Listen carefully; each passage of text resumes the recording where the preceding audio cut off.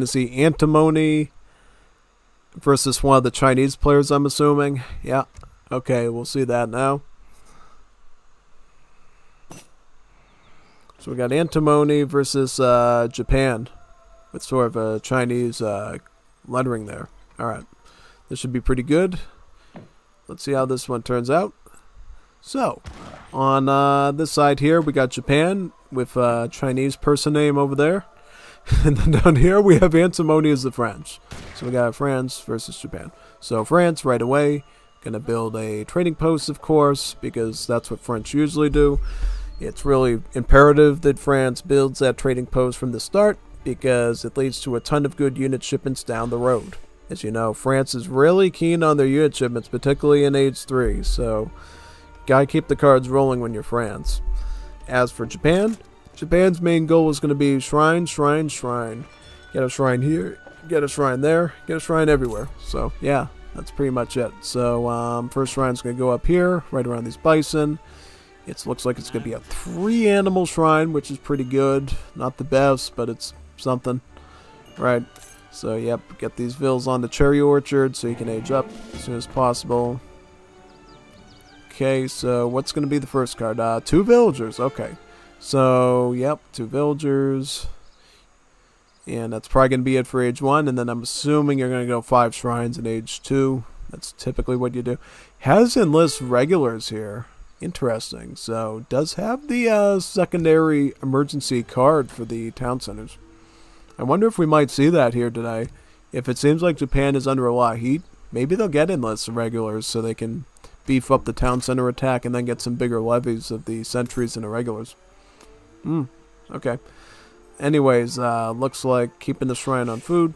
Gonna try to go for a age up with the likely Torii Gate as fast as possible. Yeah, we don't see a ton of Toshugu shrines here in Definitive Edition land. We see a lot of Torii Gates. That's for sure. So, oh wow, look at this. Japan's gonna get a XP treasure. That's good. Because if you can get a lot of XP early on as Japan, sometimes you can see a doubling down on that 2 villager card, which can be really good because then you're going to get even more eco. Is he going to go for another 2 villagers? I'm kind of curious because remember, any card like this with the red borders Japan can be sent twice. So there's a chance he might go for the 2 villagers again. Maybe. Or he could decide to wait off until Age 2 and get some better cards. It's up to him. Looks like he will be retaining that shipment and banking it up for later. Safe move, I think. It's a safe move to do. So that should be alright. What's this? This is 30% HP on Explorers. Not too important with Japan. Let's see if we can find it. This is a good treasure here. This is a 110 food one. This would really help him out. And it's pretty easy to get because the main threat here is the banded ryer. You just have to take the coyotes out, which is pretty easy to do, and then move on to the banded ryer. So that should be an easy grab. Torii Gate, yep, very good. Reason why everybody goes Torii Gate in Definitive Edition, it's because it essentially gives you tons and tons of cards because it ups your XP bounty from killing units and from building units. So if you like build a shrine or like train in Ashigaru, you get a ton of more XP from it. And then if you're wiping out enemy troops of yours, then you also get XP. So it just helps you across the board with all your bounty related stuff. Plus, the age up reward itself is pretty good. It gives you a military rickshaw. So you can make it into a barracks, you can make it into a stable. Usually you're going to make it into a barracks, but sometimes we see a stable. And then you get a free samurai. Probably the least important thing of all that, but sometimes a samurai does help out. You know, sometimes a samurai can be good for scouting. Occasionally it helps out in battle. It's just not common. It's kind of just filler paper for the most part, and maybe might tank a bullet for one of your Ashigarus at the end of the day. Yeah. So yeah, we'll see what happens here. Okay, so it looks like military rickshaw is out. And where's that going to go? It's going to go right over here with the backs. Very nice. So as predicted, we're going to get 5 shrines, followed by diplomatic intrigue with the consulate. So the consulate is likely going to be Japanese isolationism, I'm assuming. Yep. So, reason for going for 5 shrines instead of going for 600 wood to build the shrines, it's pretty simple. The shrines individually can build a wagon for you, so you don't have to take your villagers off of resources to build them, and you don't need to have your explorers, you know, do it slowly. The wagons can all work at the same time to build their given shrines, which efficiency-wise is a lot better. They also build faster than the explorers, so you're going to get that reward a lot faster if you use the wagons, right? The only risk, of course, would be as if your opponent somehow found where the wagons were going and took them out, but that's pretty rare, you know. We don't see that a whole lot, basically, if you're sending it as the second card, basically, in the game. Alright, so going to go for diplomatic intrigue. I'm assuming it's going to be Japanese isolationism, and he's probably going to go for a batch of like 5 shinobi warriors, I'm assuming. 5 shinobi no monos. Very good. Where is that Japanese isolationism? Also, he is going to ship in 4 villages too, so that's good. Get some eco in there. He's got a barracks. He's already queuing up the Ashigarus and those ready. Whereas the France is opening with muskets, so it's going to be muskets versus Ashigarus. Explorer just smoke bombs out of there, basically. I'm assuming he's going to go for this settler treasure here. This is a pretty good grab, because villagers obviously extra economy, so that would be a great boost for you. This shrine wagon's looking for this spot here to get some huntables. This area hasn't been shrined at all, but so that's probably going to be the next area where the Japan considers shrining up on. Alright, so it looks like France might be going H3 now. Yeah, they might be pulling towards H3. Oh, interesting. So he goes for the Dutch instead to pick up some of their good buildings. One of the buildings you can get with the Dutch allies is Japan is a bank wagon. So he's going for a bit of greed there with the bank wagon, which I think is pretty nice. Yeah, no, again, a bank is always good. You can also get a church, you can get an arsenal, and you can also get a livestock pen. And the livestock pen includes all of your oh yeah, the livestock pen actually gives you goats. Yeah, goats. Because basically, if you have a bunch of shrines that are near your base and there's no huntables, you can actually use that livestock pen to put a bunch of goats on it, so you can actually get the trickles up on them, which is very nice, yeah. So looks like right now everything's neck and neck, until we figure out what France... Alright, France is aging up with the exiled prince. Right out of the gate, they're probably going to go 8 skirm or falconet. That's what I'm thinking, you know. So how many muskets is he on? So he's got about...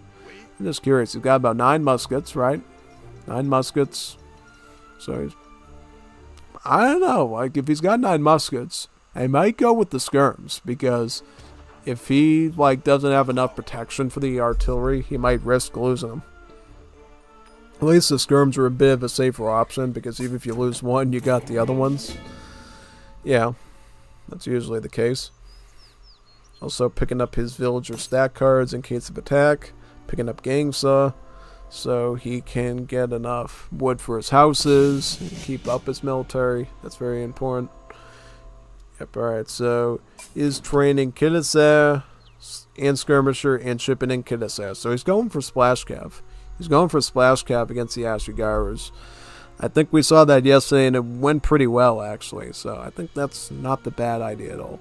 So Japan is also aging up with the Shogunate, getting the other 5 shrine card, ending relations with the Dutch, and is probably going to move on to Japanese isolation now that he has gotten his bank.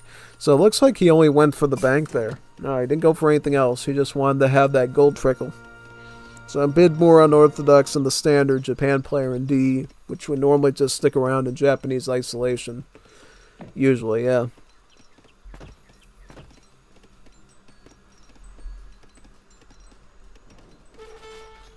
Alright, so muskets are going to attack the shrine over here. Put some pressure on the opponent. But as you know, 5 more shrines are going to come into existence thanks to that 5 shrine card. So, Japan is continuing to grow. How many Ashigaras are you on in Japan? You got 13 of them. Do have to be wary of these skirms though. Especially since you don't have a veteran upgrade yet. You're not even very vulnerable. Okay, so he's got his Daimyo now from the Shogunate. Saying in... Yep, more Ashigaros. He's going to get the veteran upgrade on me. And he's going to send the big shipment of Ashigaros now because he's an age 3. He's going to get the 8 Ashigaro shipment. So he's going Ashy. And you might be wondering, why is he going up all muskets against skirms? Well, the reason is simple. If you look at the stats on Ashigaro Musketeer, they have a movement speed of about 4.5. 4.5 movement speed. So, yep, well, they're not right now because it looks like he's being snared. Oh, he's being slowed down by something. He's got, like, some slow troop there. But, yeah, I think it might... I don't know. What is he... What's slowing down his army? What's in his form... is it the samurai? It might be the samurai. Yeah, it might be the samurai slowing him down, yeah. Yep, it was the samurai, okay. But as I was saying, these Ashigaros have a movement speed of 4.5, as you see right here. Basically, they can outrun skirmishers and hunt them down. Yeah, that's something you rarely ever see between muskets and skirms. Normally the skirms have their extra range and then they just kite the muskets and beat them in the end. Japanese aren't so easy. They can actually outrun the skirmishers and continue to shoot at them and can actually use their higher damage without multipliers, which muskets enjoy over skirmishers is more damage, right? And just overpower the skirms that way, so... yeah, but it does look like the Japan is also going to add in some handcap too with Naginatas. Add some of the Nagis in there. So you can have the Nagis to use their anti-infantry multipliers against the skirms. And then you'll have the Ashigaros to deal with the muskets. So a little bit of each. It should be pretty good, yeah. Definitely. He's going for the 5 Nagi shipment actually with the veteran upgrade arm. So moving along pretty quickly there, yeah. And he already has about 4 of them on the field already, so he's stacking his CanCab numbers quite a bit here. As France continues to add in more skirms, that'll be quite useful. Oh no, but the Killises! Tracy! Watch out. These guys have splash attack. Try not to let them go near your Nagis. These guys will ruin your Nagis. These guys are really good at fighting weak handcav. Like in the Naginatas, yeah. Yep, look at this. The splash attack is really eating up these Nagis, man. He is trying to send the Yamabushis in, though, to try to use their multipliers on the Kunisez and melee. He also collected a Tomahawk treasure reward, too. So he's got that, trying to grind down this cavalry as well. The Nagis are still alive and still pursuing the skirms. This is very important because this gives Japan a few moments to finish off the Kunisez, and now he can pursue the skirms. Or not. He is going to retreat out of there. That's the other thing you can do as Japan. You can bail out of there. But here's the problem. This is where he's messing up. He's keeping the samurai in his formation. Do not do that, because when you have the samurai in your formation like this, your troops are moving at a movement speed of about 2.25. That's not good, man. Like, he's like sabotaging. Oh, that's why he had it in cover mode. See, this is a big mistake. Get your samurai out of cover mode, man. Because if he's in cover mode, it drastically reduces your movement speed and it turns your army into a huge slogfest of slowness. So you don't want to deal with that, man. You gotta get that samurai out of the cover mode and, you know, send him to an honorable death, I think, at your enemy. So, yeah, that's what I would do. Alright, so Nagi's coming out of the Daimyo there. Daimyo Masamune.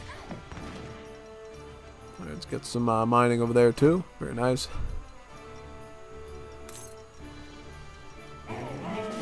How many you got there? Got about 10. Yep, very good. How many Nagis? Get those onto the skirms right now, man. Right here, right now. Right there, right now. Very good.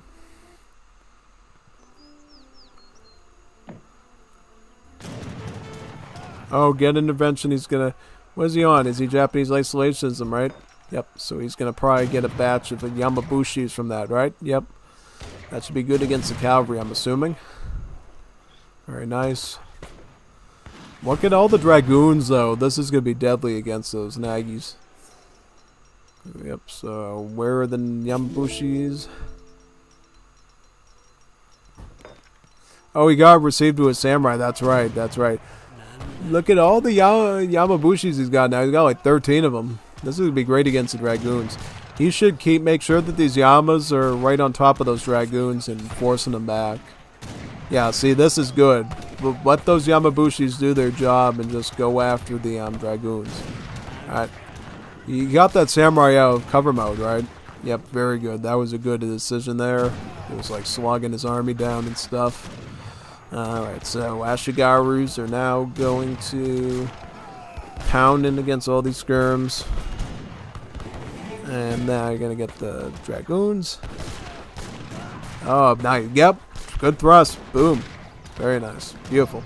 Alright, so now it looks like Japan is finishing him off. This is why Ashigarus can be deadly against skirms even, because Ashigarus can now... Oh, watch out for the Falcons. Thankfully, your muskets move very quickly, so you can quickly get them in the melee and just cook the cannons. Just like that. Beautiful. Alright. So now the France is completely crippled. He's got no good cards now, right, except 7 skirms, so you've effectively survived his cards. Yeah, that France is out. You're going to stand right on top of his stable there. Dragoons will be... Yep. Nothing you can do, man. That's a good Japan right there.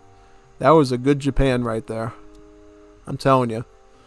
The only mistake that Japan made, keeping that samurai in cover mode and moving the rest of his army with it. Because did you notice there how the skirms were shooting his stuff right there?